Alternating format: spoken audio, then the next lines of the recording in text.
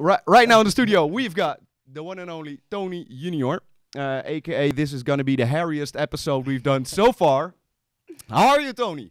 I'm good. Yeah, to be honest, I had some free time in the last 2 weeks, or not like free time, but not like traveling that much. So I'm feeling pretty good, productive in the studio, working.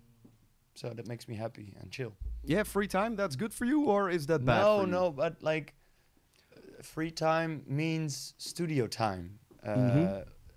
When I have to work in the studio and think, oh, tomorrow I have to catch a plane or something like that, that makes me like nervous. So I cannot like chill. If I know like the next 3 days I won't be going anywhere, I'm chill and I can work in the studio. So that's good. That's nervous. I've seen you wrecking stages, raging. Man, I've seen you fighting off bouncers. Oh yeah, by the dozens as well. You were nervous. How does that look? How does a nervous you look? Dude, like every show I'm nervous. Like a lot of people ask me that. It doesn't matter if it's for 100 people or 10,000 people. I'm always nervous. And the moment I hit the stage, I start my intro or my first song, it kind of disappears and it changes into like focus. Yeah. And like I'm gonna eat the crowd alive or something. Yeah, you know what I mean? And yeah, it disappears. But I'm always nervous, and sometimes it makes me like almost have to puke or something. But I'm always nervous. Yeah, I don't know why. Wow. I cannot eat. Like if I have a show on let's say Friday 9 o'clock, from 5 o'clock I cannot eat anymore. I don't eat. I call it like party mode. I don't eat. You don't eat? No. What happens if you do? I'm not hungry at all. Even though I didn't eat at all, I'm like, I don't want to eat. And after the show?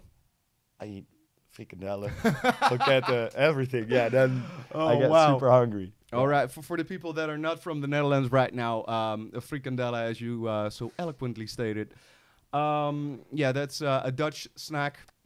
And it's basically made out of, yeah, what is it made of? It's like the trash of all the animals that are slaughtered. Yeah. It's like actually I read up on it. It's not as bad as hot dogs though. You ever seen a hot dog being made?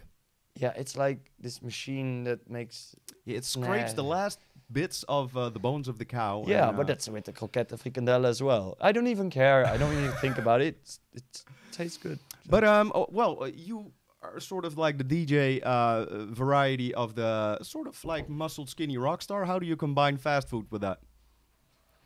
I have this thing that I don't get fat easily. That like if I eat a lot of like how do you say it? I would say Schiphol. Airport food. Airport food. And on the road I eat bad food. I kind of gain a little bit of weight, but I don't gain a lot of weight. And I try to work out 2 times a week. And that's all I do. And I stay freaking skinny. So all right. I have no clue. Well, I've been checking you online, as I think a lot of people do. You got a lot of subscribers on YouTube. You got a podcast, a vlog, which you do in Dutch right now. Yeah. You recently made that switch. It's kind of hard because with my followers on YouTube, I have a lot of Dutch people. And I started my first 3 vlogs in English. But the thing is, if I want to vlog, and for an example, I'm backstage somewhere in Asia or America, I don't care, and I'm drunk and I have something to tell to the people at that moment, and I have to think. My English is okay, I guess, and yeah, it's fine. But when you're drunk and in the moment and you have to look for words in your brain, it makes it less personal. And that's why I stayed to my own language, because I can express myself way better. But then I thought, yeah, after like 180 vlogs, I thought, okay, but I do the subtitles in, but a lot of people were asking like, talk English, and I wanted to focus on like the international market as well. But then I switched to English, and I had like so much fucking hate, and I was like, holy shit. And I thought like, all right, after a week, they all forget, and they will be fine with it. But when you have like, let's say 10 to 25,000 people watching you every day, they bond with you. You kind of get or be their friend. They look it's every sort of day. your extended digital family. Yeah, it's kind of like that. So it kind of hurts when they all turn their back on you and say like, I don't want to watch you anymore if you talk English. It's not personal, and it kind of hurt me in a way. So I thought, fuck it, I'm gonna, is the mic okay? Yeah. Is mine okay? Yeah. So I kind of thought I'm gonna switch back to Dutch, and everyone loved it, and the people even from other countries, they said we don't mind you talking Dutch and watch it with subtitles, you know. So I'm. But now recently I switched to not everyday vlogging. It was kind of an experience, a test. My tour manager Brian and best friend, we kind of did it together. 200 vlogs every day. But now I realized like that is a lot of editing, man. Yeah, and that's Brian. I was shooting, making the content. Does he also do the subtitles?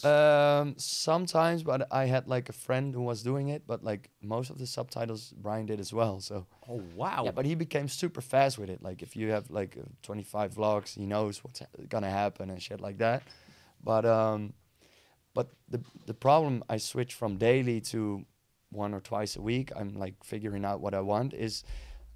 I'm a DJ. I make music. I have a lot of things to do. And when you know it, when you're in the studio, you wake up, you go into the studio, you order some food, and that's your whole day. It's kind of boring to watch, and you cannot show what you're doing in the studio because you cannot like spoil the music you're working on. And then at the end of the day, I was thinking, oh shit, I have to make a cool vlog for this day. That kind of puts you in some sort of conundrum that on one hand you want to show people what the real you is all about, yeah, and on the other hand you can't show it because then you'll spoil all the goodies. Yeah, and that was kind of stressful. Like, oh shit, I have to make cool content for today, and it kind of forced me to do like things I normally wouldn't do, and it would take me out of my studio, and I didn't want that. So it kind of became a fight in my brain, and I was like.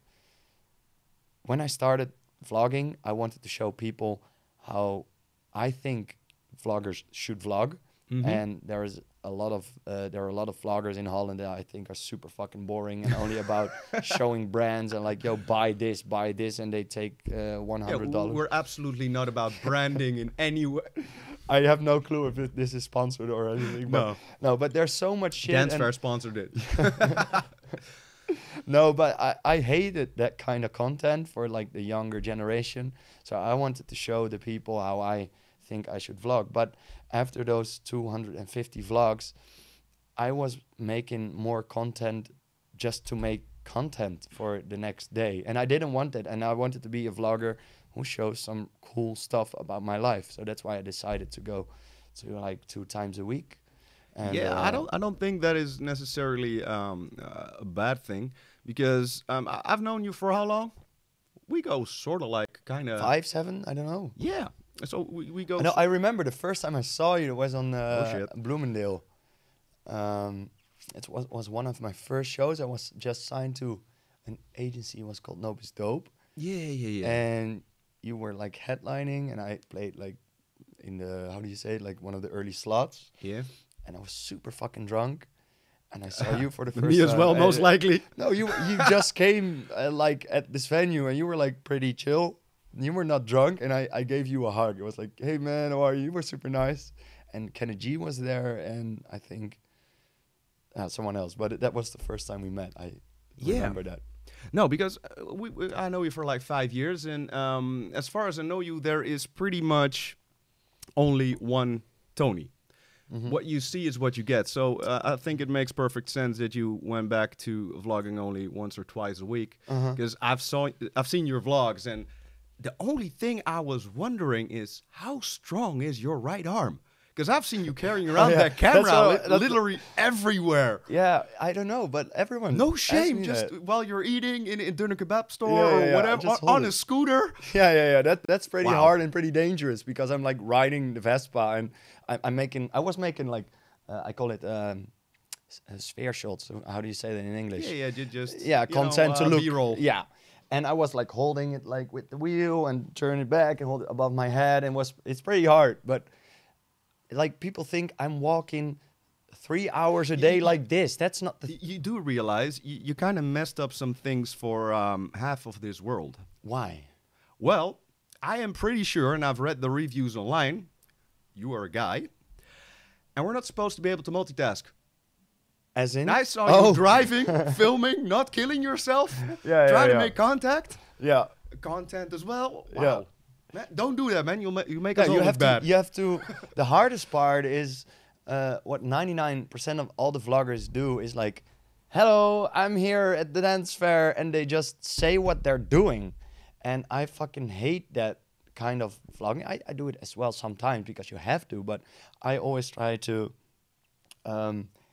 talk more interesting, like talk around it. And yeah, it's hard to explain right now, but Make a bit of a story out of it. yeah, like I wanna tell a story about it. Would it be strange if I would compare it to your music? You have like the break and the drop, but you don't stop with the drop. Start with the drop immediately. It's like you got to build up to it. Yeah, it's kind of like that, but it's like not. I'm here at dance fair, but I will start like 3 years ago or 6 years ago when I was a young producer. I went to dance fair, and then I kind of intro it in to like, and now I'm here doing an interview. That's way more interesting to listen and watch than I'm here at dance fair. So that's the hard part. I've seen and vlogs are mostly pretty well produced, but oh whoa, Instagram stories. That's a whole different. I've seen, you know, Mine or no, not from you, but from other so-called internet celebrities that are just literally watching their phone, and there's like 10,000 people watching. Yeah. Wow, that's I think we both set the level pretty high in you know, in regard to the content we want. Yeah, definitely, and that's why I went back to 2 times a week or maybe once a week and just share cool content. All right, so now you're here at Dance Fair. You're interviewing here. Actually, this is not the kind of interview. Yeah, that's what I want. Like, it's not about talking about me all the time, right? We're gonna. No, this could just as well be, you know, on the couch with you. Because, well, not on the couch at your place, because I would, you know, first get in, you know, the UV lights, the NCIS kit, and make sure I'm not getting pregnant. Because you are going at it, my friend. Wait, what? Wait, what? Well, not with hamsters. You talk about girls and everything. Yeah, I don't think you're soloing on the couch. No. To be honest, the last months I'm chill, and chill is, you know, I think your chill might not be everybody else's chill. I mean, like, how I'm gonna explain this? I had a heavy life with that kind of stuff and with girls, and now I'm like more chill.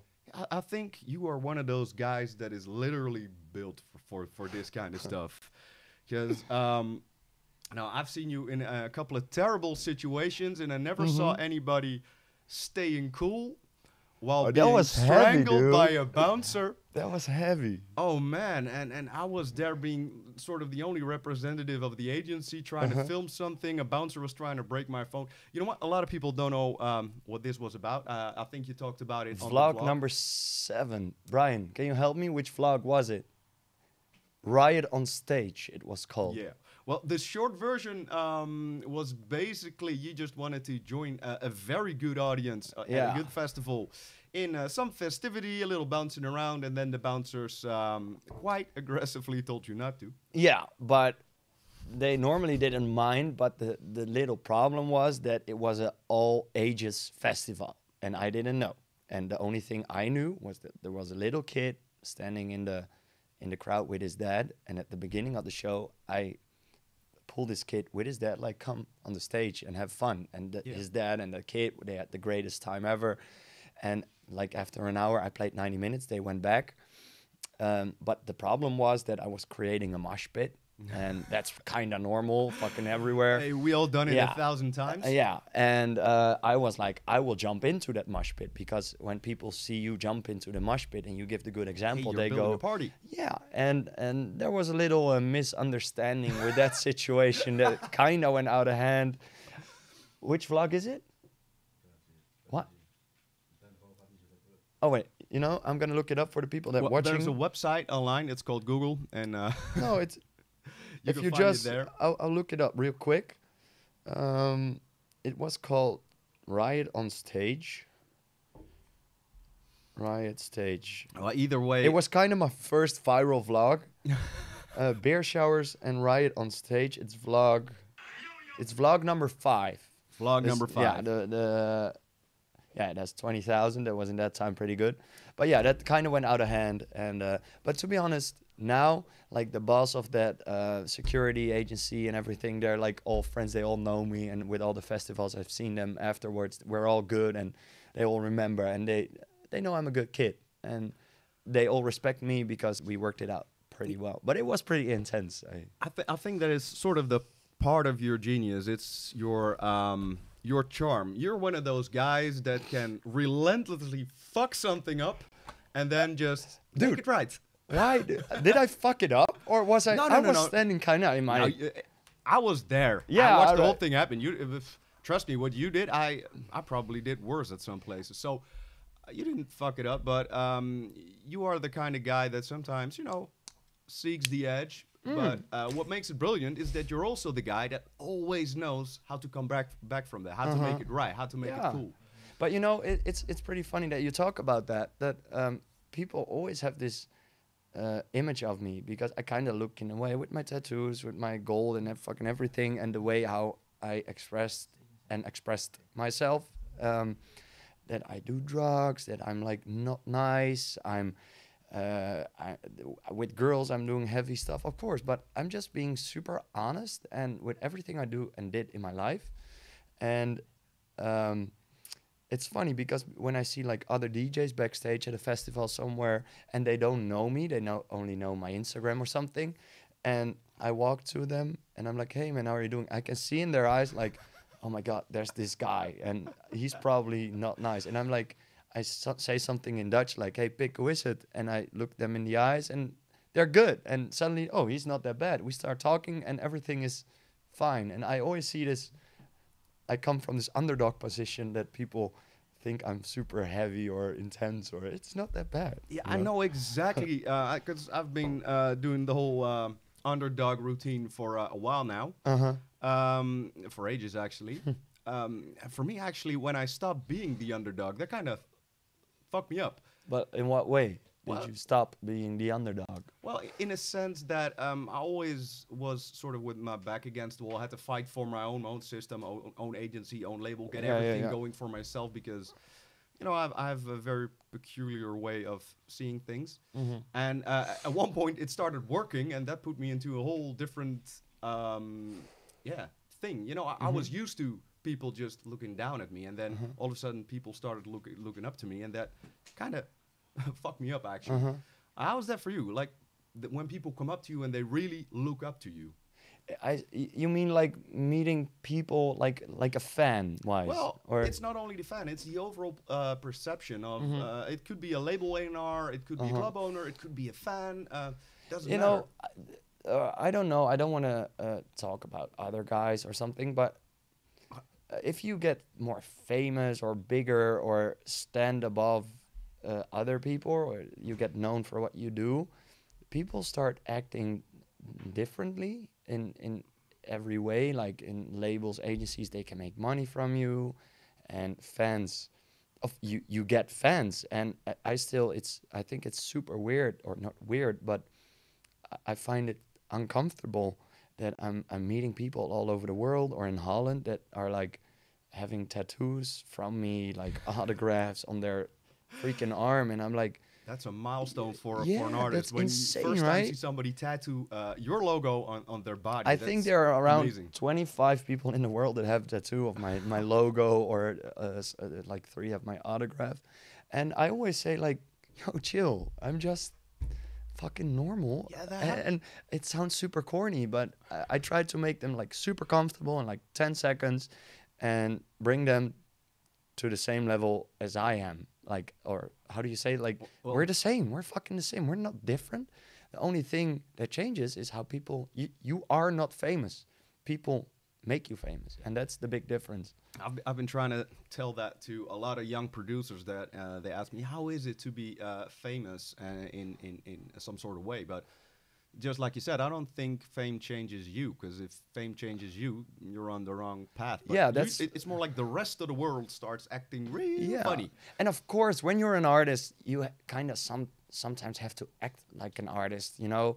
Like if you enter the club, I always like to be backstage. I'm not gonna stand in the club for an hour, or you know what you know what I mean? It's sometimes you have to do some things and be cool when you walk on the stage, and but that's like more of an image than change your personality of or how you see yourself. And I get very irritated if people think they are better because they have like some records out or do shows. I'm not like that. I'm always this kid from Utrecht who plays the drums and works hard to be. Yeah, that's what I like Sorry. about you. What you see is what you get, and that's a very rare thing in an artist, and especially because you've been.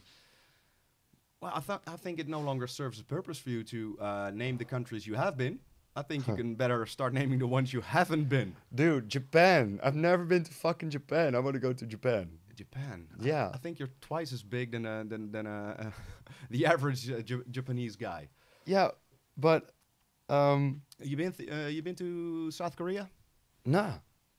Me neither. No, no, I've never been. Yeah, maybe like for a airplane stop, but Yeah, but that doesn't count. no, no, that's not that's true. But yeah, Japan is like number one. I want to eat at Jiro. I don't know if you know that, the sushi place. Is that the one with the Netflix documentary? Oh yeah, that one. Oh, I want man. to eat there so bad. And if I get my first confirmed show in Japan, and it's maybe coming in a couple of months, I'm directly gonna how do you say it? Reserve my spot Yeah, you gotta there reserve a couple of months almost before. a So year in advance. It's insane. okay, then it's yeah, maybe not even possible. But yeah, Japan is high on my list. I mean, I watched that documentary. If you haven't already and you're watching right now, you should definitely do it. It's on Netflix. It's Yeah, it's called Jiro. yeah, something like- sushi, something like that. Yeah, something it's like cool. that. But I was sort of stunned that if you want to be a cook there, then for at least a year or a couple of years, the only thing you're allowed to do is wash the rice. Dude, it's not even a year. It's like years. It's like a lot of fucking time. Yeah, it's Wow. insane. But this, I don't know if he's still alive. But when I was like, it was how do you say it? Like an inspiration for me in life and about doing what I want. It's dedication not of even those about the guys is sushi. insane. I love sushi, but it's about how can you dedicate yourself to craft, and I don't even want to call it cook, but craft the best thing there is. Yeah. And that's kind of my life or career advice. If someone constantly does something, people will get to know you for that. And that guy kind of invented that sentence, and that was pretty cool. And yeah, I'm not gonna spoil It's the sort end. of like the old saying, don't fear the guy that knows 1,000 kung fu moves, fear the guy that knows one move 1,000 times. Yeah, that kind of stuff. And that's kind of how I tried to work as well. And especially in the beginning of my career as a DJ, but also as a drummer, because the longest period of my life, I was still a drummer. And even when I was 10 or 12, I dedicated myself to work on my rudiments and turn off the lights and practice hours and hours to get better. And hopefully people will get to know me for that. I think it's a brilliant point you just brought up, the dedication, the part of it. Because, I mean, we're both at Dancefair. You're also supporting, or you're a teacher at a DJ school? I was, but I'm having my own music academy. All right. But I work with guys and friends that give the lesson, and I'll be doing like a master class once a 3-4 months. But I can find the time to No, that give will be 25 lessons a week. That's not possible. But yeah, but like the question I get the most in my Twitter, Facebook, direct message, fucking everything is, of course, can you listen to my demo? And number 2 is, obviously, how do you get there? And I'm like, I always say the same. And that's like when your writer's blocked and you don't know what to fucking make and do, and you're thinking about quitting, then you just continue and then you leave 99% of all the people that will stop behind you, and beautiful things will come out of that. And that's like kind of what I say in a short sentence in line. Yeah, I think that is so true because same as you, I've listened to tons and tons and tons of demos, and I Yeah. gave so many people advice, did master classes, seminars, up to a point that they were actually letting me lecture at a music academy, while I have no music academy training whatsoever. Yeah. Um, but a lot of people just think that we get into the studio, we sit down, and we make a hit. Yeah, They forget about that we can just hear one little sound or have one sort of vague idea and just like a bulldog, just bite into that and just never stop until it works. And if it doesn't work, we'll find a way to make it work. Yeah. But that kind of discipline and determination that for some reason I feel it's not always getting through to the people that you really need to go for it like Yeah. a madman. Yeah, and I think a lot of people underestimate that. They think, oh, I'll buy a laptop, some KRK set of speakers, a sound card, and KRKs. yeah, but you know, they're cheap, the bass is kind of Yeah. okay, and you want to feel something when you're starting, so I understand why they buy them. And they think a couple of months and I'll just put in a kick, I'll sample it from a famous song, put a plug on it from Nexus, and I'll be there. But it's not that easy. When I was a drummer and I started to DJ, or not even start to DJ, I thought like, this is music everyone can fucking make. It's super easy. It's like Well, a that's small that's kid. the And thing. that's, Everybody can, but to make it to a certain level, yeah, Woo. dude. Yeah, that's hard. And that's why I still why I'm obsessed by Wolfgang Gardner, Dead Mouse, and what What's your latest obsession? What are you obsessing about like this week, music-wise? like electronic music wise, I would say Language by Porter Robinson. Again, I turned that. I don't listen to electronic music when I'm in the car or chilling. I listen to like Dutch music or classical stuff or sometimes hip hop. But yeah, I think it's Language by Porter Robinson. How that track is made, and it has so much emotion, and how he created that is fucking insane. And that's what Deadmau5 does as well. Yeah, I don't have to tell how good No. Deadmau5 is, but yeah, that still obsesses me. Oh, I just really like the look there in your eyes. Just Oh, for yeah. a split second, I saw you thinking about that song, and you are still literally baffled by Yeah, how you Fuck yeah, dude. you kind of wrap your head around it. I think that is a big part of being a producer, is being intrigued by music so much. I can literally lose sleep over like the, for instance, you know the old songs of Congo Rock. Yeah. I still don't know how the beep he Th- made it's those insane. songs that loud. Oh yeah, that also it kind of is that the sound was already distorted as fuck, so it can get very loud and Yeah, it won't but- even matter. But for some reason there's like distortion sounding really bad, and Yeah, there's yeah, yeah, Congo yeah. Rock distortion Yep. sounding for some I don't know reason. I Yeah, don't know it's how he does it. insane. Yeah, which one was it? The Congo Rock. You had the remix of one and Babylon. Yeah. The remix of one was pretty cool as well, and Babylon. Agora. That was pretty badass be. as well. He had like an EP with 2 songs. It and But the Babylon song, that's that's responsible for insane. so much tonight as in this world. yeah. Woo. But you know, with music, and that's kind of a tip for young producers as well. It's about super corny, but it's about emotion. You know, like Music is emotion forged into sound. yeah, it is, and some producers are able to put that emotion, and it hits me. And I think one of my biggest songs, it's called Immortal. It's the worst produced track ever. Like, it's awful. If I take the limiter off and the effects on the master chain, it goes digital plus 12 in the red. But still, I've seen a lot of crowds that beg to differ. Dude, that's what I wanted to tell. But the emotion of that song, it was aggressive. It was hard hitting. It was making people feel united with like we live forever, and everything with the vibe of that song was right. And even though it was produced horrible, it worked. And so that's something as well. You can stare and focus on only mix, and sound design, sound design. But in the end, it's about creating the good vibe in a song, and it's better to think of a good line for the drop or in the build up, or a good melody, and and if you have the emotion in well, it doesn't really matter if it sounds horrible, it works. No, because that's the problem with a lot of songs right now. That will come later as well. There's no emotion in a lot of music. No, It's if you make music that is gonna be loud and big room. When I hear it, I wanna close my eyes and really feel that I'm in a major festival.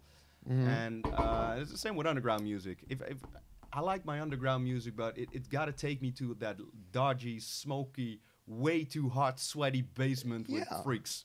But we kind of have the problem that the scene in 2017 changed a lot. And that vibe you are describing right now is not that upcoming as it was in some parts of the world, or I guess. No, because in the Netherlands we always had a strong house community even before the whole EDM hype, and now I think there are no EDM club nights anymore in the Netherlands. I mean, there are some indoor festivals, but how is that for you? Because I wanted to ask you the same thing. Now is just urban. Yeah, it's like all rappers. That's the thing. Everybody smelling their own armpits, dabbing all night long, popping bottles, talking about expensive brands. But the thing was, the Dutch crowd were always kind of like that, right? Yeah, eclectic was sort of made big here. Yeah, but I have the luck that when they all have all the rappers booked, and they booked me as the last slot to kill the crowd, and they put in like Tony Jr. and he will do one more set, and the sound. I'm not really feeling it in Holland, but like, where will it go? Because people will get bored with those rappers. Of course. And hearing. Where will it go? I think it's an interesting one. I tend to spend a lot of time thinking about that. And I think somewhere deep down inside your brain, you have part of the answer. As music is always, it always goes into a cycle. At one point, everything goes to the right, and then it's inevitable explodes to go and left. implodes, or how you say it, like again. Yeah. So I've been telling that to tons of people already that try to frame me into be the guy that is bitching about the fact urban is big right now. Urban has always been big. It was ignored on the radio in the Netherlands, so it had to explode at some point. It became on the fucking radio, and that's why it like blew up. Right? Yeah, no, but it was inevitable. It had to be on the radio because radio stations were losing listeners, and everybody was going to Spotify. And then at one point, one bright mind in Radio Land was like, let's turn on Spotify. Yeah. Holy crap, it's all urban. Yeah. Maybe we need to change. Yeah. But for me, I put in a lot of effort with my own parties, Dirty House right now. And I find myself at a very comfortable spot in the industry right now, because what I'm doing right now is no man's land. Because I'm pretty much too commercial for underground and too underground for commercial. Yeah. So if there's sort of like an underground party, they book me as sort of the guy that gets in, that sells tickets.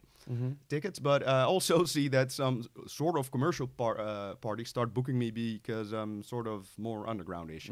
And I just like you have always done, we are able to adapt as DJs. Yeah. You just look in the crowd, I'm not going to do that one. They're not going to feel that.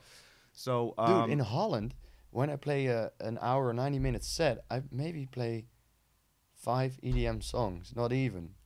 And I start with the more chill housey. Then I check out like one Moombaton song, or like more urban. No, it's not urban, but like Moombatonish. Yeah. And when I see like, the girls like this, and the guys like it because the girls like it, then I'll continue playing that for like 10, 15, 20 minutes. No, so it's really crowds are confused right now. It's in Holland. In if I go like for international shows, it's a complete different story. Then they're like so much more open, and you're like the international DJ. In Holland, it's I think it's super interesting what's gonna happen. Yeah, and I mean, when you're abroad, you can pretty much take a shit on stage. Yeah, you can do fucking everything. That's true. You haven't done that, right? No, I pissed a couple of times on stage. You pissed on stage? Yeah, dude, that was like full frontal. No, I just helicoptering it, winging it. Dude, listen, that was a kind of a viral clip I did. I played a festival. Brian, help me. It was in Spain, right? Yeah. Oh yeah, in Bangkok as well. But the Spain one. Bangkok. Really, I love this story already. Yeah. No, it wasn't the Bangkok was the second one. The first one was in Spain. I played a festival with a show tech, and it was big. It was like 15,000 people, and I literally couldn't hold my piss anymore. And I was like, I was 35 minutes. So fucked up. I was 35 minutes in my 90-minute set, and you're about to blow. Yeah, I couldn't hold it, and I was like, dude, get Emma, get a bucket. A bucket, yeah. And I always play in international shows. I play this Payback by Steve Angelo or what? Yeah, and other two guys, Dimitri Vangelis and. All right, yeah, Payback. Right. You play Payback, but that song, because I play kind of fast, has a break of 2 minutes.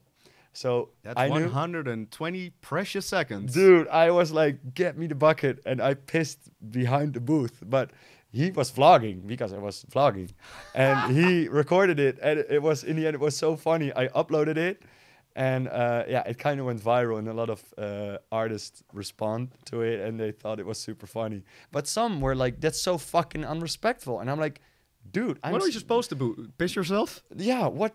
I wanted to give a good show. I wasn't able to jump because it hurt. And no one saw it. Of course, I uploaded it afterwards. But I wanted to do it because I wanted to keep the show doing great. So that was kind of funny. So I literally pissed on stage during my set 2 times. And in Bangkok was the same situation, but it was a smaller club. But now I really pissed before I... But you know, I don't think Dutch people were that shocked because, I mean, we have Billy the Kid here. Yeah. And you know, when Billy is playing, you can't trust anything in the DJ booth that even looks remotely yellow. Because I've seen this guy, well, wow, it was like, he could fill up like a 6-pack full of beers, basically. Yeah. So, then again, I mean, you also know Dark Ravers, so... Yeah, of course. You know, but like for international people, it's kind of heavy. Like Dutch people, they didn't even care. But now everyone find it funny. And when I uploaded the second vlog a couple of weeks later, I did it in Bangkok as well. I got this tweets from Dimitri Vangelis and Wyman, like, I'm so honored Tony Jr. is always pissing in our break. Thanks. Oh yeah, and I had another movie that was also in that song because it's a long break. It gives me time. Yeah. A girl threw her bra on stage, and it was like this small bra. It was super funny, so I put it on, and it was also on that track on Payback. So he's like, "Thanks for always pissing in my break and wearing bras. I love it." But you find it very funny. So. Oh wow. Okay, but we kind of lost track because we were talking about... That's the whole point of the show. Yeah, all right, that's true. But I was kind of interested in what you had to say about the whole change and... So the whole change in the Netherlands. Yeah, it was sort of inevitable. It had to, you know, EDM as as a structure just had to go because I feel and I think it got too much of a recipe. Yeah, but why do you think it changed? Well, I have a clear thought on it. Well, it changed. You know, it changed because the music became way too industrialized. Yeah. There were way too many companies involved, and not only local small labels, but like really big international labels. And they wanted a certain type of music and a certain recipe, and that recipe worked. And while that recipe worked in the Netherlands, the songs and the genre reverberated out through international territories to America. So that wave kept on working in a bigger and bigger circle, so more labels wanted it. Yeah, commercial. Commercial. So in the end, everybody was going for that kind of thing, and what got lost along the way was the creativity, because once you started doing new things, it wasn't within that well-defined space that all the big labels wanted. So labels, A&Rs, manager, But everybody I was think pushing you're for that thing. taking a different route. I agree with you, but I think the problem was the girls on the heels and the dresses. They Yeah, didn't let's not like it. forget about the girls. Good point. Yeah, I think that's the fucking problem. That's But why. then again, you and I, we've both seen girls in high heels jumping like there was Of no course, tomorrow. but not all the fucking time. And No. they started realizing, and with VIP and bottle service and shit like that. That's why I think the urban change. Yeah, of course, because you just want to have your labels and everything. Yeah, but that's the music side. What you just explained. That's definitely true. And how do you think that personality, or at least perceived personality in social media, became more and more of a thing, that people didn't only want to hear like a really loud song by some geeky guy in a basement, but they also, in order to be fans, they wanted to see a person and Oh yeah, something like interesting. it's super boring to watch a DJ. Yeah. That's the thing. I always I judge myself when I'm playing and the CO2 is gone, the fire is gone, the lights are gone, the LED screens are gone, and what's happening then? That needs to be interesting. Yeah. And that's how I look at myself as a crowd and want to be cool to watch. And that's something with the urban guys. Something is happening. And they're with Definitely. like 8 people on the stage and doing funny things. But as a DJ, a lot of DJs are not able to do that or don't want to do that. And I try to bring that to the stage as well. But that's the thing as well. It's boring. Yeah, well, where do you think it's going to go? I have a clear thought Well, or bring it. idea. Sure. I think Sunnery James and Ryan Marciano are gonna blow up this year. I think that's coming back. That's unfair. Why? Well, he already got like the #1 top model. Why should he have everything? No, but you know what I mean with that kind of. I think the Latin house from let's say 6 years ago will come back, like the Lift You Up Melvin Reese songs and I think you got a point there, because I've been spending a ton of work in the studio trying to do something that is kind of hard to do. But that's pretty much in line with what you just said. It's sort of like combining the danceability to and the harder level. Yeah, and also the coming of the whole Afro beats. Yeah. And not in the way that old school Dutch Latin house was made, Yeah. because old school Dutch Latin house sort of sounded like, stiff white people trying to dance. Yeah. And, the real Afro beats have got like that real groove. Yeah. And that, when that is combined with elements of house, because I've noticed a lot of urban songs are going slightly up in tempo. Yeah. And there's one thing which I find very interesting is the gap is being filled. And with the gap, I mean that really strange BPM range between 110 and 118, where there is literally pretty much nothing. Yeah, there's not real a real style connected to it. If you go to, let's say, what is it, 80, you have the major laserish, or with that one you have dish, and 100, yeah, then you go to Geschaffenstein, like that's weird. That's hard. That's hard to do. It's a strange rhythm, but I've seen some really cool songs popping up at 113, 116. That what Kygo is doing, right? That's like kind of 113. Yeah, that's more the tropical house. Muramasa just released a song called Nuggets, which is sort of UK, sort of Afro, sort of deep housey. It's a mixed match of everything. But okay, it's kind of been, I think it was last summer, the last time I saw you play, and you made a big switch from the dirty house sound to the more, I don't know, I'm a noobish maybe with that, but the UK garage kind of ish. Well, actually, what I did was go back to where dirty house came from. I went just completely back to my roots. At one point, I was doing EDM, and I was in New York. I just sold out Webster Hall, and my MC came to me, Chen, and Chen was like, "Hey, dude, tone it down with the DJing, man. I mean, they are already jumping as high as people can possibly jump. They can go harder. What, you want everybody to get a heart attack here?" I was playing full-on Dutch mode. And, you don't need to go full-on, like, 45 seconds a track for international crowds, because if you got them, you got them. Yeah. Um, so at that point, I sort of got bored. Mm-hmm. And also, yeah, at one point I made my USB stick like one folder, and I could basically had a chimpanzee pressing play at that point because Mm-hmm. any song would have made any crowd go wild in that Mm-hmm. period of time. So it sort of lost meaning, and I felt more like I was a monkey with a trick instead of a musician making music he loved. And I was a bit too caught up in the having to make EDM stuff. Mm-hmm. And after I released Monkey Rhythm, I put in all my EDM wishes and dreams, all my anger and all my aggression into that song. And after that, I Mm-hmm. was pretty much a happy penguin.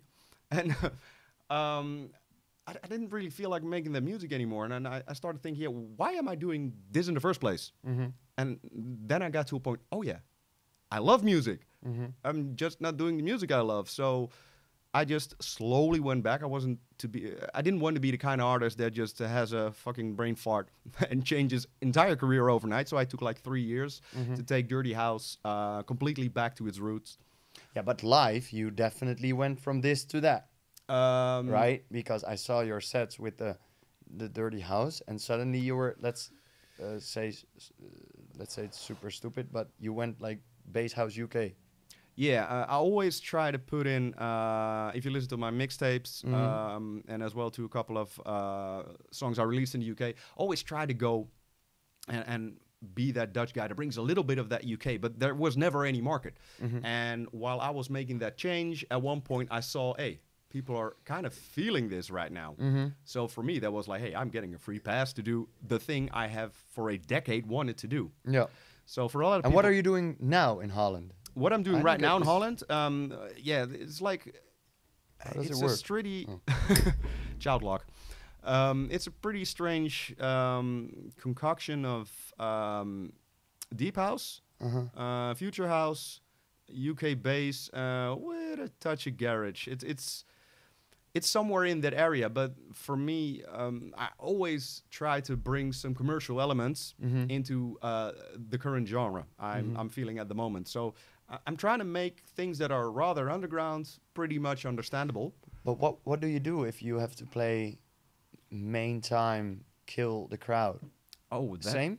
yeah. I mean, within that genre, I can go from 120 BPM to 135. Uh-huh. So when I was playing EDM, like 130 was the max, and I can go even faster. And you know But the nowadays, faster is not like. It not necessary. It depends entirely on the client. You really, because I know that I'm walking a very thin rope that could go wrong any second. But you know, that's like half the fun for me. Anyway, I tend to always want things that are pretty much impossible. But I know it's working because the Dirty House tour right now, every edition was like sold out as a motherfucker.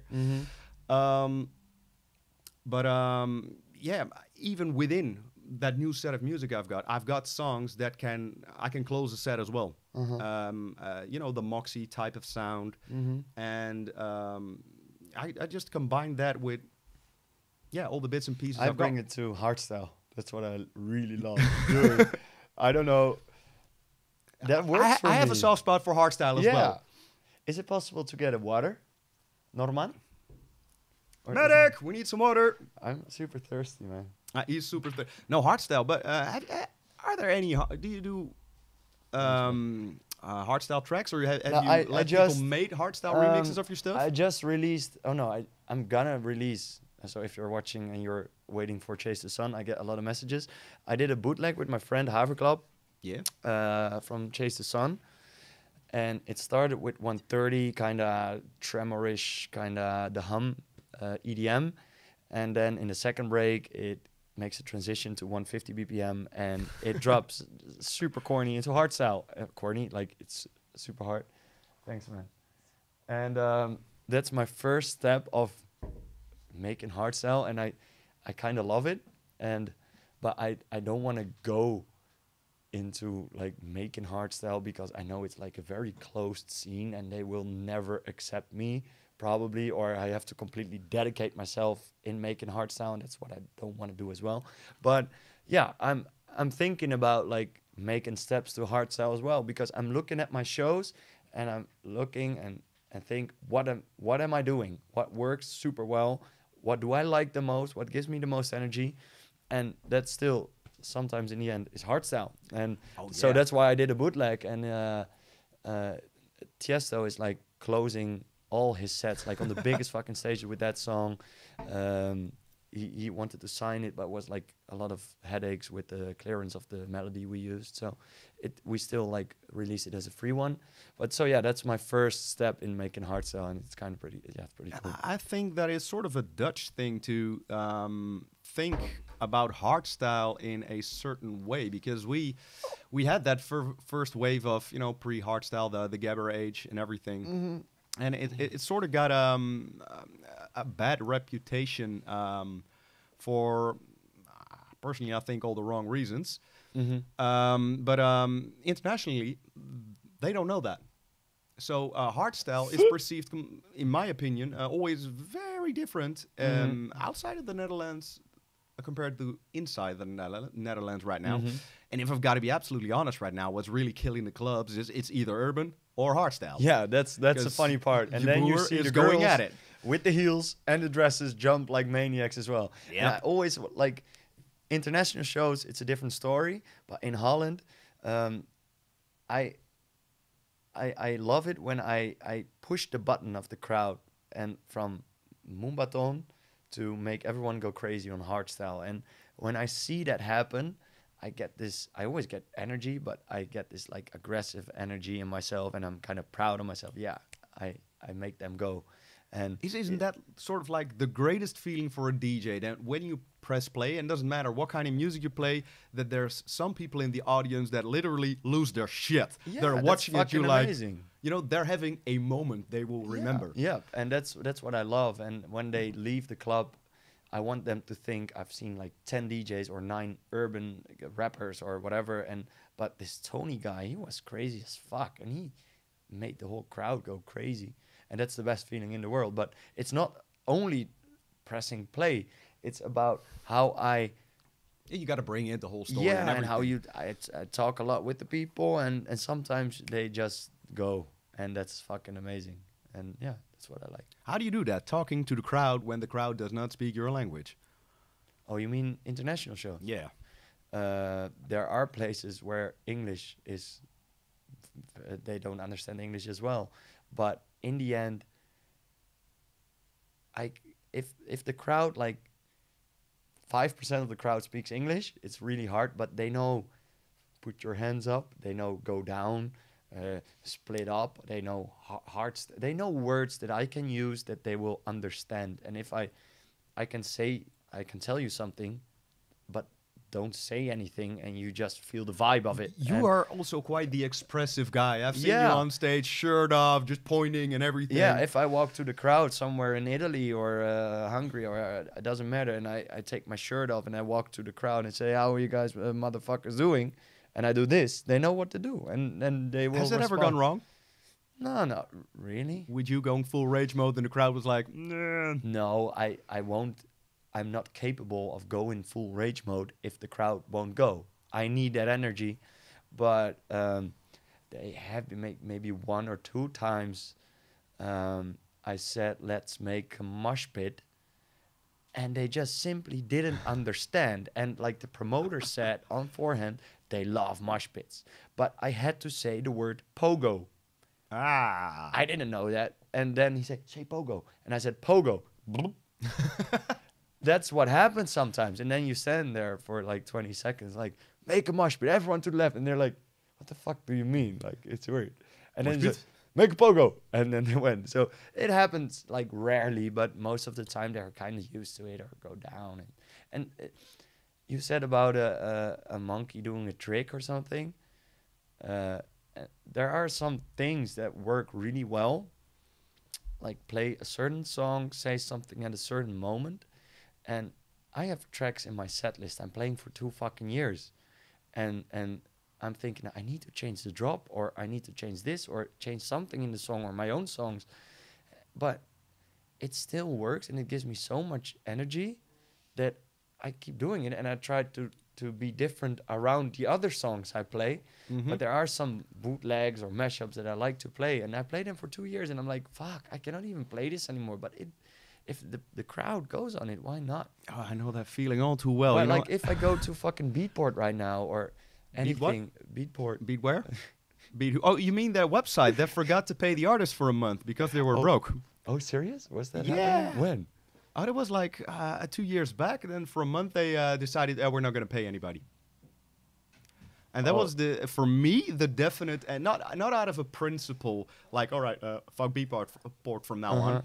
But for me that was like the point. Everything just went to shit for Beatport, because I mean it used to mean a thing. If you had like a Beatport top 10, Yeah, dude. people would notice. But there's like a ton of new DJs that have no clue what a Beatport is. No. Do you have Beatport? No, I don't have money to buy hardware. I have Wait. USB sticks. Yeah. No, but to be honest, that's a funny story. I think I can say I had one of the last Beatport number ones that mattered. Matter. That was like, yeah, small 2 years ago. My song with Tiesto, Get Down, Yeah. was my first number one hit Beatport. And at that moment, it was super important. Like kind of after that, if you hit a Beatport number one right now, yeah. Yeah. But Also so I was super happy with it, that I had like, I call it the important Beatport number one. Yeah. But when I go to that website and I check new music, I don't know what to do. I don't know. Where do you get your fucking new music from? For me, it all comes from certain YouTube channels, Spotify playlists. I check, I tend to check on the competition. 1001 track list, see what the rest is doing. Yeah, that's kind of what I check as And- well. But 99% I don't.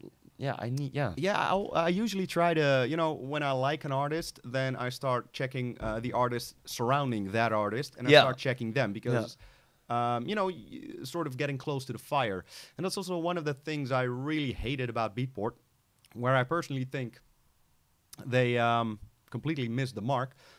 Their whole categorization in different genres Oh yeah, was that absolutely was off. horrible. I Yeah, there mean- was Deadmau5 who was tweeting, "Yo, I'm Big Room now." That was funny, right? Big Room. I mean, Moombahton was like a thing for years. It was wrecking clubs for like 3-4 years, Yeah. and then they It eventually disappeared, right? No. They put it under Glitch Hop. Ah, I don't know. that's a complete different. Yeah, and Future House, they completely ignored that when Gecko was number one, and they still called it electro. And I know genres are pretty much a local thing, because what is being considered progressive here or electro there might not be the same thing in a different continent. But, I can't find good music on Beatport, and for some reason I always end up listening to some boring deep house techno lift music. Yeah. It's strange, but a lot of people struggle with that as well, with finding, a good source of music. But nonetheless, I remember Napster being the to-go place. Dude, Napster, Kazaa, what You was know, it? getting a million viruses a day from Kazaa, LimeWire, Audio Galaxy. LimeWire, yeah. I was kind of young for Napster because we were like pretty late with having a computer. So when we finally had the computer, Napster was already gone, and then we had Kazaa. Yeah, I think Kazaa and LimeWire was the thing. kids right now thinking, Napster? They have to look it They up have- in their history But books. there was something going on that it would come back or something, right? As a streaming, or am I like Yeah, I completely mean, wrong? they wanted to make it something that worked, but Spotify, that worked. Yeah. That was a brilliant move. Make a lot of use of Spotify? Hmm? Do you make a lot of use of Spotify? Like in my personal life, Oh, personal since or professional? since a year, I never used it because I didn't understand, and I'm always late with everything. When all the DJs play with USB sticks, I'm still coming with my CDs and playing. So yeah, I'm always late, and I'm not really open. If something works, why should I change? And I kind of finally knew how to listen to music on YouTube and had some playlists or something. So, but yeah, I use Spotify a lot right now. Mm-hmm. But I'm super interested what it will bring as well, because I think it's very interesting that you can have a song with 100 million streams, but not having a hit. Yeah, Right? It all, it all comes down to what defines a hit. Is like my question was, is a YouTube view more valuable than a Spotify stream? Well, that is something I that is think very debate. I think YouTube, you got to be there. You got to watch it. that's what I want to say. Like YouTube is not about like creating playlists. I mean, You can have 100 million fucking streams, but like the biggest gym or supermarkets can have their big fucking playlists, and people won't even listen to your song, and you still have millions of views because of a certain playlist. That's True. Like that's what I'm thinking about. Like how important is a Spotify stream against a YouTube view or something like that? That's what I was thinking about. I mean, they can put people on the moon with no problem, but making a YouTube app that will play once you close your phone, apparently impossible. Yeah, that's my thing. Why does it stay?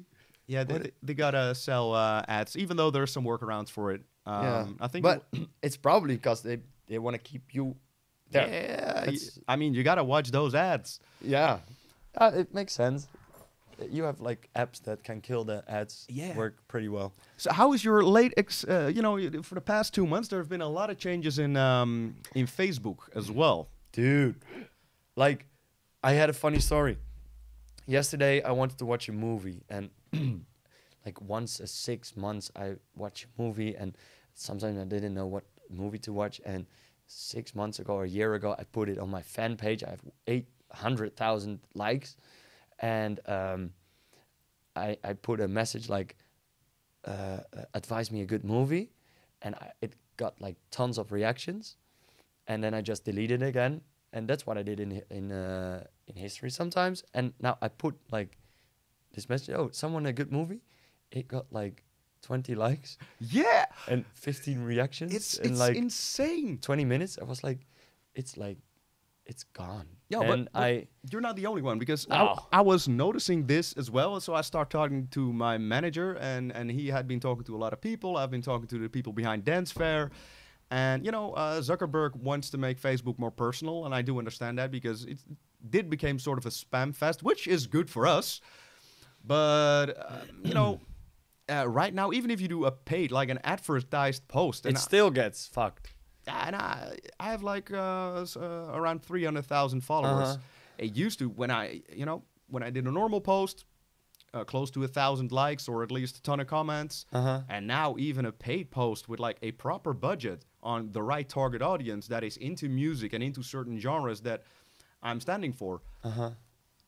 Nah, well, I can be happy with 20 reactions. And Yeah. and it's really, it got weird, man. Yeah, but I read an article a couple of like 2 or 3 weeks ago that they're gonna, how do you call it, afknijpen, Yeah, the cut yeah. on the viral thing on posts that you ask something like, "Yo, where do you want to see me play?" or "What's your favorite song by me?" And that they're gonna cut that kind of stuff as well. And that's what I discovered yesterday when I asked, which movie should you recommend me or should I watch?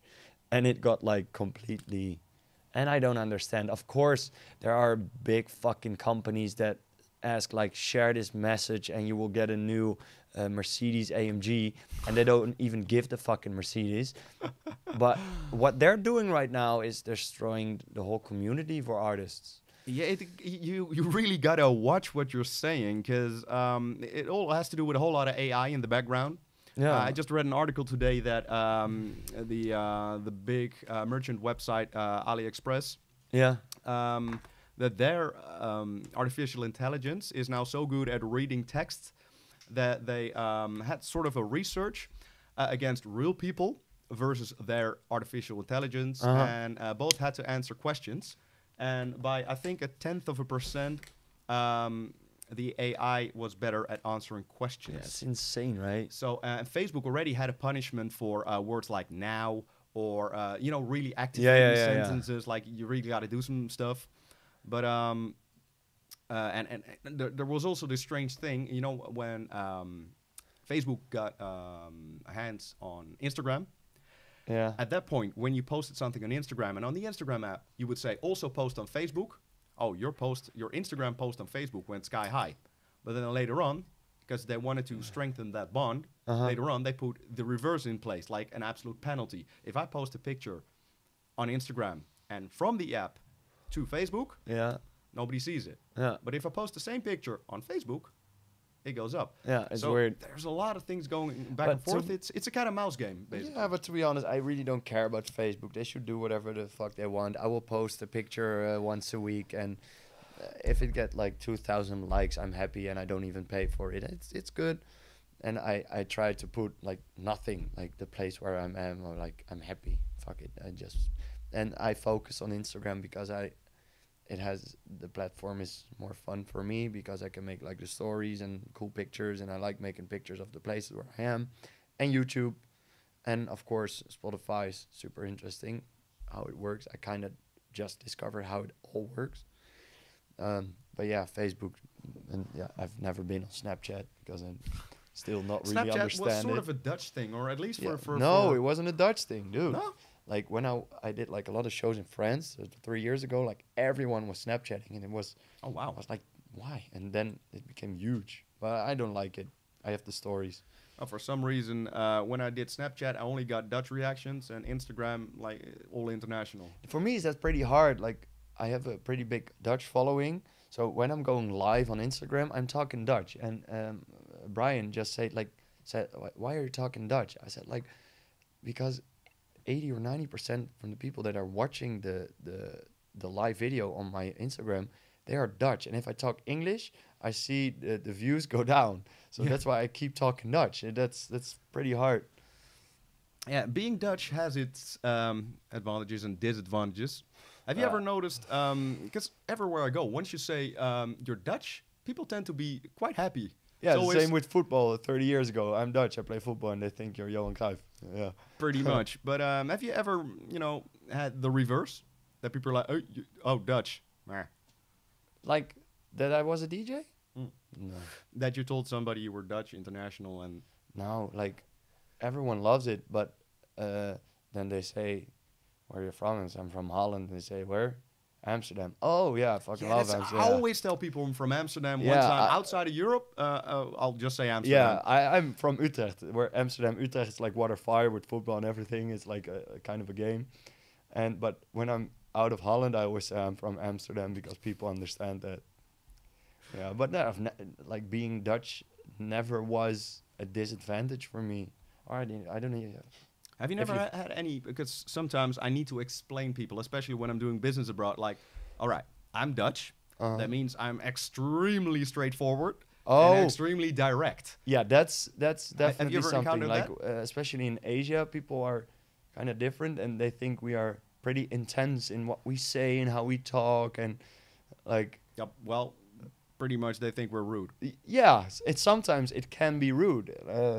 But I'm kind of extreme as well, because a lot of people, when they're in a restaurant and they ask, "Did you like the food?" 99% will say, "Yeah, it was good." Even though they didn't like it, I will say, "No, it wasn't that good." So I'm pretty straightforward. Yeah, because there's a subtle difference between honestly answering, "No, I didn't like the food," and just going off at somebody. But No, but it wasn't like really a disadvantage. And if something like that happens, I will always explain. Yeah, in Holland we're like super straightforward, and they find it funny or maybe uncomfortable. I'm not in a relationship for a year with someone like that or something, so it doesn't matter. I mean, we're both pretty direct guys, so I think we might run into a little trouble, because I've been counting, and we're what is the 15th right now? Yeah, well, the 16th. 16. So we're 16 days into 2018, and I've seen 16 daily, well, sort of social media disaster hype of the day things where people were like super pissed off. You're I'm referring to extreme Boof and political Cash or correct business. I mean, when we think something, we say something. yeah. And I tend to get into some trouble online because I always speak my mind, and not everybody seems to be able to handle that. And I've noticed it's been getting worse. Don't you ever worry that at one point, people will be so caught up in being politically correct that it will be sort of hard for you to speak your mind without Do getting... you refer that I always say I don't talk about politics, I don't talk about war, I don't talk about No, not racism. even about politics, but just for having an opinion on, geez, for all I care. I always think, when I was a little kid, a teenager, I loved rock bands. I loved Slipknot, Limp Bizkit, Rammstein, fucking everything. And once there was a time, you had this huge fucking tour in America, and it was called Rock Against Bush. And I didn't care about Bush or who was the president, but I just didn't like the fact they were playing their music because of some political thing. And I always like to be super neutral and about everything. And I don't really speak my opinion, but I'm super honest by myself. So in the history with maybe girls or problems, I'm super open. But if it comes to like other things or other, like at the moment in Holland with the music, with the rap and people that start to make music, it's can have your opinion about that it's horrible or the best thing. I want it, but I just don't do it. That is wise. Yeah, a couple of weeks ago I had this interview at the lie detector thing at Concentrate, and they asked me about a couple of YouTubers, about the Snap King guys and stuff like that. And I was like, fuck it. I'm at the lie detector. I'm going to speak whatever the fuck I want. And I said, it's the worst thing ever. I want it to disappear. It's the worst example for kids. Please let their content burn. That's what I kind of said. And they were like responding on Twitter, like, but they were not able to kind of defend themselves because I said things that were fucking true. And they know they're making bad content, but it works. It gets views. And that was kind of the first time I created like this little social media fight. And I was like, shut the fuck up, lay in your bed and leave the fuck alone. And it was pretty funny, but you don't like really win. You never win. No, I mean, so I tried you know the old meme? And this is about as politically incorrect as it gets. Arguing on the internet is like winning the Special Paralympics. Even if you win, you're still retarded. Yeah. And, no disrespect meant to the disabled. But now sometimes, people don't respond to, conversate or to see your opinion and, have you see their opinion and, find some common ground. People just respond for the sake of responding. Mm-hmm. They want, a lot of people tend to be the kind of person that just want to be right because it's apparently cool to be right. Personally, I love to be wrong because, you said a couple of things. You proven me wrong today at a couple of things. And I love that because every time I'm wrong, that means I get wiser. Mm-hmm. Yeah, that's cool, right? You get smarter every day. I'm flirting in my mind to talk about something, but I just said I want to be neutral. I dare you. Yeah, but like I just put it on the table and I just want to know your opinion and I will stay neutral for whenever I think I will. Bring it on. Like what I thought was super interesting was the whole H&M thing. With the H&M thing. Yeah, H&M.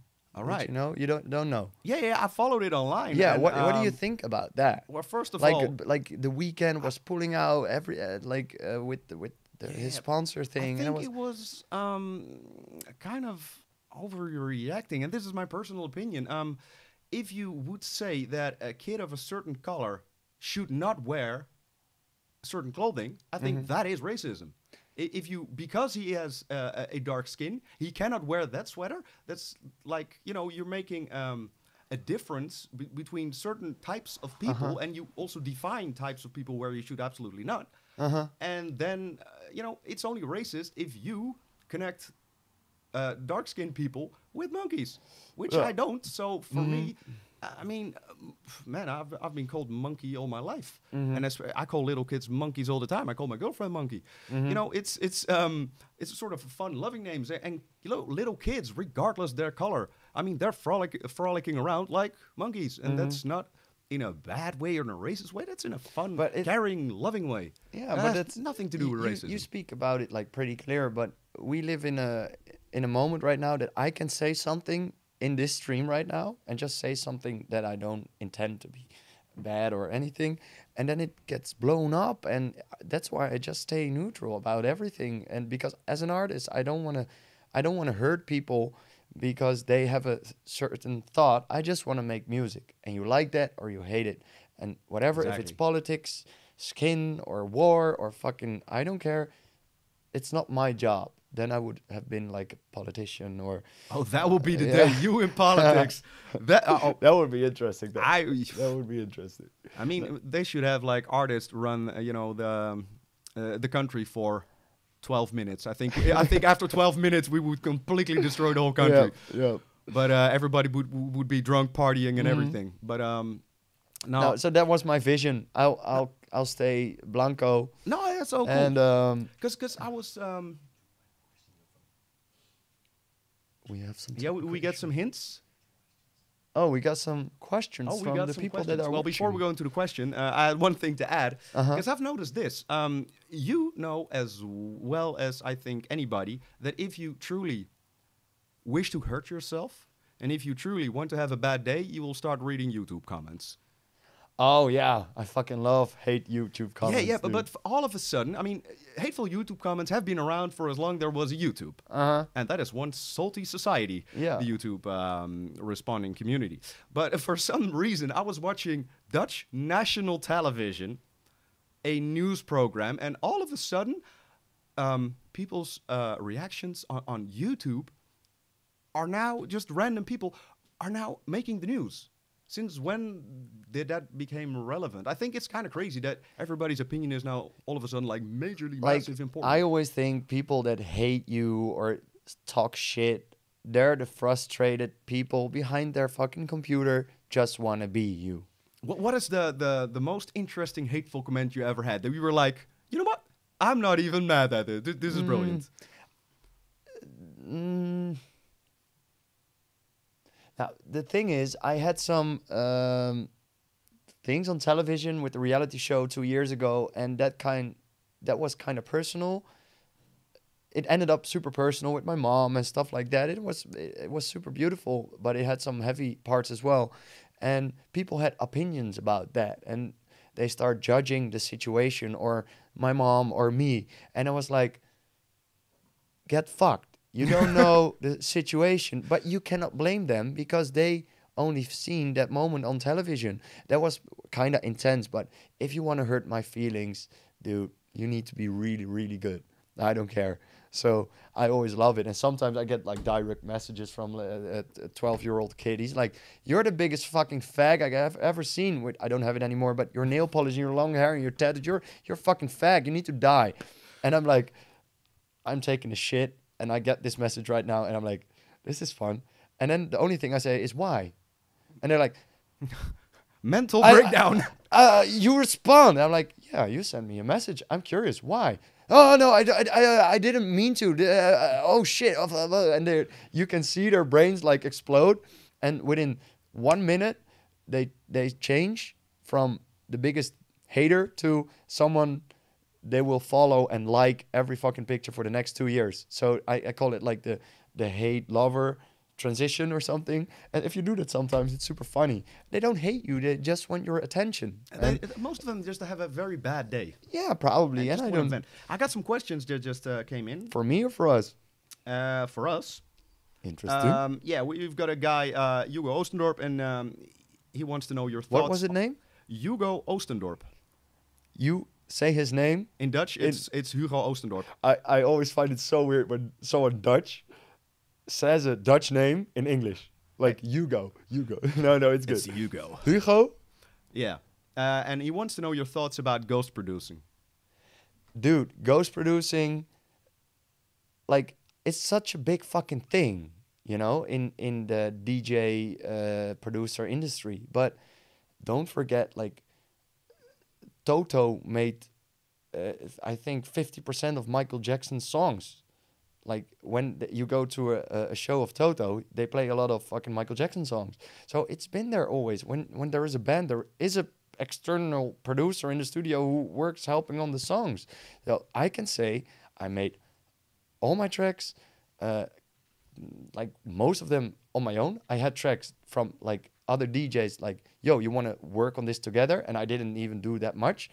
But I think if you want to be a ghost-produced DJ, do your thing. You will never enjoy the feeling of something that you created, you made, you worked hard for it, and played it for a crowd. I had that feeling with my tracks, and I was able to put emotion in my track and give that to the crowd and like give it back in a positive way. Do whatever the fuck you want. In the end, the knowledge and the capability of make music that you have, you will never lose. And if your ghost producers leave you alone, you're standing there in the rain with nothing. So that's my thought of ghost producers. Bro, that is by far, hands down, the best answer I ever heard on that question. Because I never, because I'm the guy, I produce everything myself. I'm sort of like almost aggressive up to the point, like, you know, if my song isn't good enough, that means I'm not good enough. And that means there's only one option that is I need to be better. And that is part of the challenge for me. But to put it in your way, like the emotion you're feeling and you're getting, yeah, man, there is nothing more beautiful than to see something you created and you put in. For some songs you have like a cheerful moment in your life and you translate that into music. You see people get that same cheerful feeling you had. That is utterly brilliant. We have another question, and this is I'm just gonna do the English thing again. All right, this is from Sam Jansen. Sam Jansen. That sounds like somebody in a movie. This summer, Sam Jansen, together with The Rock. No, he wants to know, how do you reach important people in the scene? Yeah, that's like number 3. Everybody asks that question. Like I always say, make your shit good enough. Be relentless as well. Because I know what is relentless. Relentless, like unstoppable. Just keep on going. Because I remember it was I think more than a decade and a half ago, and I was playing one of my first gigs outside of my hometown. Like, yeah, I'm finally out of the ghetto. Not that I'm really from a ghetto, but Spijkenis is pretty crappy.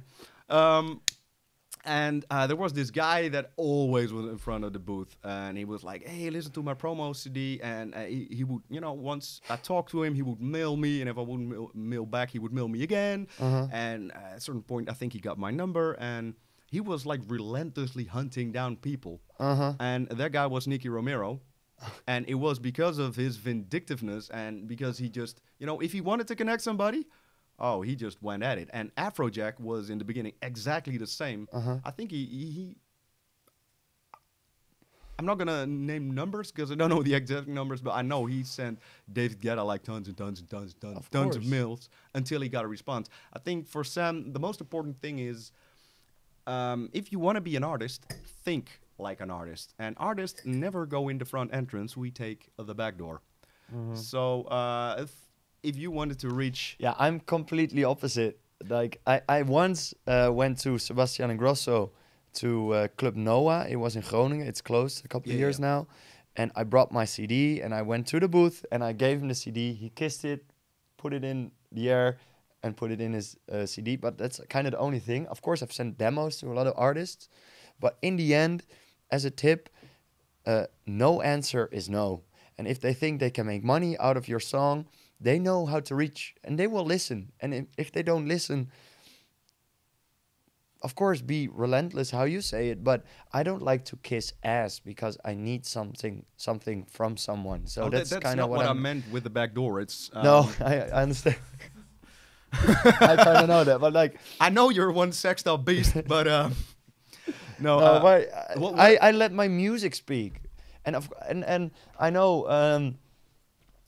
I've sent a lot of demos in the beginning as well, and I didn't have any response. And once I got like, I think it was William Commandeur or something from Flamingo, and he responded, and it was the first response I got on my music, and he was like, "This is a pretty good song. It's not for Flamingo, but it's good. Keep on sending." And the second mail I ever got was from, I think it was Nicky Romero, and he said, "Nice, but not my." So I know it's super important to respond, but for like big companies, make it better. Make it better. I think it's also very important that you... I want more questions, by the way. 2 more. Yeah, by the way, we've got some Dancefair weekenders to give away. Yeah. And we only got a couple of minutes left. But I also think for people that want to send demos or connect an artist is to be very, very real about how good your music actually is. And also, it serves no purpose if you're going to send me a tropical house song. First of all, I don't play it, I don't like it, and I have very little knowledge of it. Yeah, but you cannot blame them. No, you're just on the list. that they found on all the fora and True, internet, true. and they see your name and they just put you there in the BCC with hundreds of others. So you cannot blame them. Maybe you like the song and you No, want to yeah. make a tropical song and you think, let's do this one together. True. Yeah, but sometimes I do like a song, but it's like, yeah, it's really not for me. And I know that's the answer they can do absolutely nothing with. But I like it. It's not my style. That's You have 2 more questions? Yeah. I want the heavy ones. Or one more. Let's see. Oh, wait. Well, right. Luco Slot. Oh, that came out all wrong. Luco Slot. What do you think? Oh, this is a question for you, because you are like, super into school and education. I've read into you. What do you think about going to a school for producing? Go into school for producing. If you want to learn about the technical stuff in the studio, what is the envelope, what is the sustain shit, like EQing, you know how it works. It can give you a good heads up. But in the end, you cannot learn or teach creativity. Nope. I did everything on my fucking own. I had, when I started, some hours of help by Melvin Rees. He was from Utrecht, still from Utrecht as well. He came to my studio because I started playing a little bit in the club. He played as well. And he helped me for like 3 or 4 hours. And I'm not a big fan. You get this whole hype because the Herman Brood Academy is rehearses in our company for my dad and me. And what you get is a lot of DJs and bands. They go to a school like that and they think, for the next 3 years, I'm going to work. And after that, I'm going to be famous. I'm going to be like Martin Garrix. I'm going to be like Kensington. And they have their degree after 3 years and they fall down. And they end up giving lessons at my musical academy because they need fucking money. What's that saying again? Those who can't teach? Those who cannot teach. Basically, the ones that are not good enough to make it as an artist start teaching. Oh yeah, and yeah, that that's goes for kind of the many other thing. professions as So well. please see it as an external. It's always good to learn. I'm not saying school's bad. It's always fucking good to learn, but see it as an extra. Be in the studio every fucking day and think about life and career on your own, because that will make a difference. Not someone who tells you how to do something that can make it better, of course, but you don't need it. I've never been to a school. I've never been to regular school.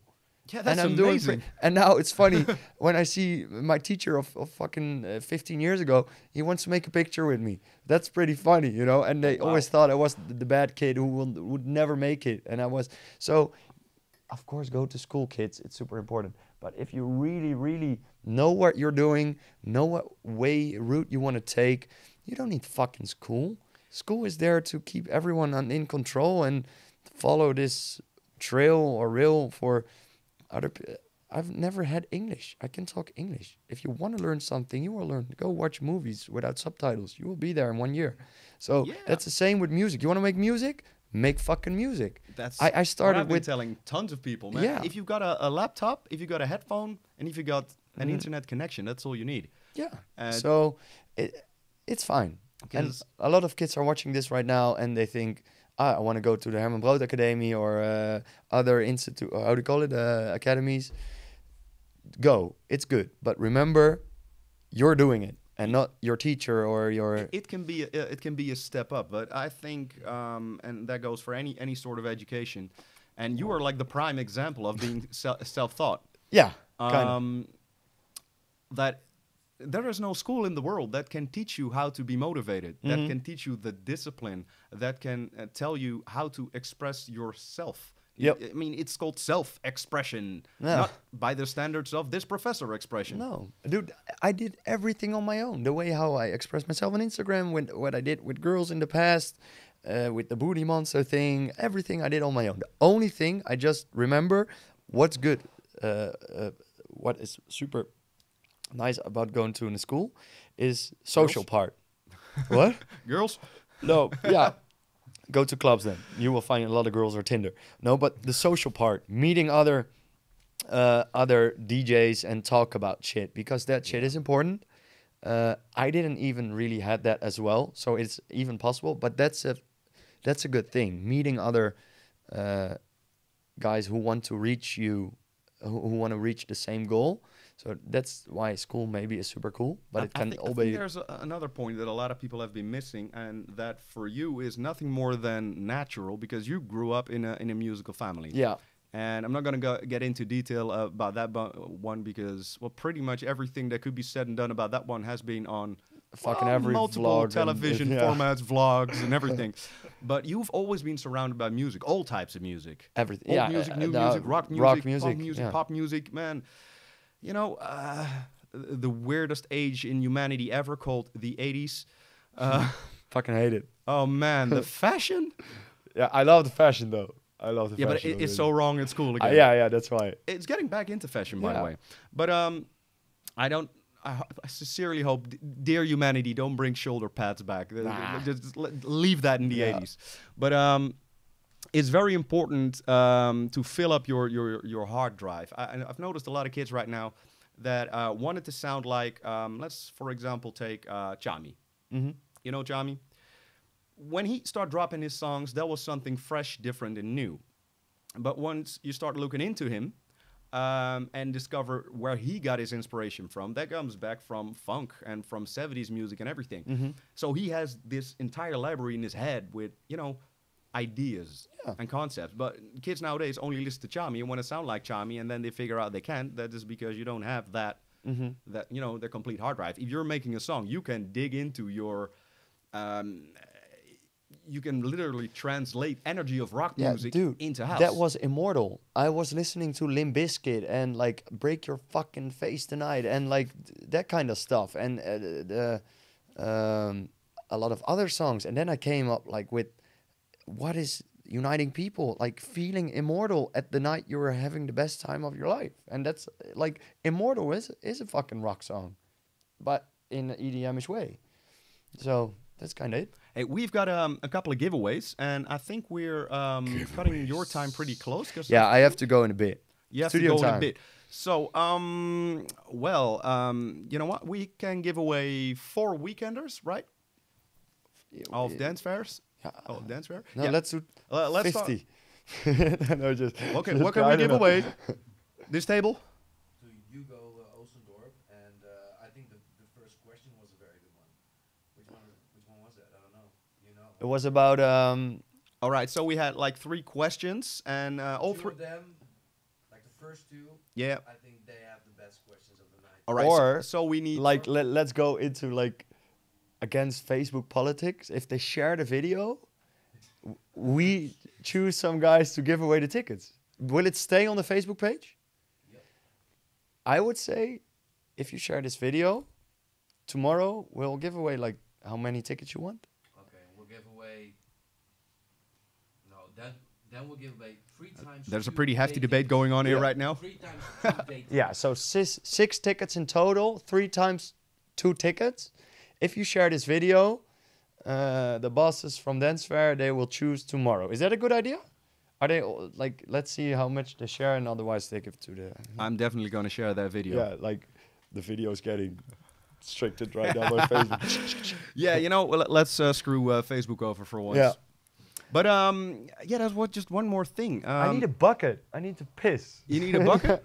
All right. No, I will wait. Sorry. There's a bottle here. So we've been talking a lot about this song Immortal. Yeah. And I think that's a good closing question. Let's get philosophical for the last one. All right. Would you like to be immortal?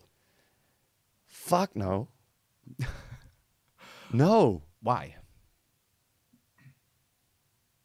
Think of it. I'm super scared of dying. I don't want to die, but because of I'm scared I didn't do all the things I wanted to do, but I'm happy there is an end. And I think life is about beginning and an end. I would be fucking lazy if there's no end, right? True. I worked this hard because I know there is an end. So the immortal is not like literally taken like I want to be immortal. The immortal is like, let's feel immortal and live forever on this party mode when we're partying, and party like we're immortal. But be immortal? Nah. No, you pass for that. Yeah. And if somebody, you know, if something comes out of some, you know, some celestial being came down, you know, took an Uber down, and said to you, hey, Tony, I got this deal, man. You get to be 1,000 years. Would you do it? That depends on how my Let's say your body stays like it's now. You know, everything I functioning. will take and 1,000 years. No. Even then, it will make. I have this thought of creating a family, having kids, enjoy. I would see so many people die in my life. Like you will see your parents die, and then like. Then if you get 1,000, you will see so many people. You will have to lose a lot of people that you will love. True. So no, let's stay how it is. It's fine. This is super deep. It is super deep. Super fucking deep. No, This I super don't like. No, it's because yeah, one of my favorite. I'm sort of this astrophysicist loving guy, so you know. But okay, I'm quick about for the this- same. Would you be? Did you thought about that? What I just said. You want to be 1,000 years? Oh fuck yeah. Oh, I would have a whole lot of fun in here. I mean, if you can die, come on, have a little extra fun. Yeah, like if you say you want to double up, I would say yeah, but not 1,000 years, man. That's a lot. Yeah, but then again, it only makes sense if you're gonna be all political. You know, if you had like this non-existent King Arthur type of ruler that would live to be 1,000, yeah, perhaps we would need that on the planet. But then again, 1,000 years of me, I usually get tired of myself after an hour or so. Life is stressful, man. Life can be super stressful. Like, But let's close it on a happy ending. I'm super happy. Yeah, no, that's the last question. Besides music Yeah, and everything that comes with it, and vlogging, yeah. what's something that makes you happy? What's your happy point? If you think about that, you're like instantly fucking happy. What always cheers you up? I don't know if you can see it, but there's a fishing rod Yeah. on my finger, and there's a fish. I like to fish, and You that like to makes me fish? happy. Yeah, being one with Do you kiss- nature. do you kiss the fish? Fuck no. You don't go all Rex Hunt? Nah. I just want to be at the water or in my boat, being one with nature, me, water, fish, and I feel like thousands of years ago and just hunt. That makes me happy. So you're all right. That's my Fishing. opposite thing of my crazy life, like fishing and yeah. So the next time we do this, we need to get like super fucked up on a fishing trip. Dude, that's fun. That's seriously fun. Like no, I that already makes me feel super sorry for happy. the camera guy that has to survive the whole wobbly bit. No, and eat good food and having sex with a girl I like and being with my family. That all makes me super fucking happy. So yeah, All right. Well, you look super fucking happy to me. I am. Well, a lot of people have been asking also a lot of questions about when your releases will be, and if they want to know, where can they find you online? Oh, I thought where I live. Yeah, it's Tony Jr. Yeah, just type in Tony Jr. I got some verified accounts, so I'll probably at the top. It's like Instagram Tony Jr. official, Facebook. I don't know. And be sure to follow his vlog, because that will give you all the insights and especially all the nasty little details you never wanted to know. Yeah. No, but yeah, everything's Tony Jr. So. All right. Well, I'll drink one to you. Have a safe trip back, and thanks Thanks for for coming. having me. And Thank I'll see you at Dance Fair. Yeah, see you at Dance Fair. I want to see all of you at Dance Fair as well. And don't forget to share the Facebook video. If Share you the share video. Tomorrow we pick the winners. Yeah, and just because we're transparent and honest, and I don't think they like me saying this, but Dance Fair will announce who actually won. Yeah, we're not that kind of dickish operation that tells people like, yeah, somebody won. All right, cool. So if you share the Facebook video, we are going to give away 3 times 2 tickets. So Yep. you and a friend, girlfriend, whatever. I'm gonna You give you go. a hand because I really need Yep. to piss. Thank you guys. See you Bye-bye. guys next time at Dance Fair.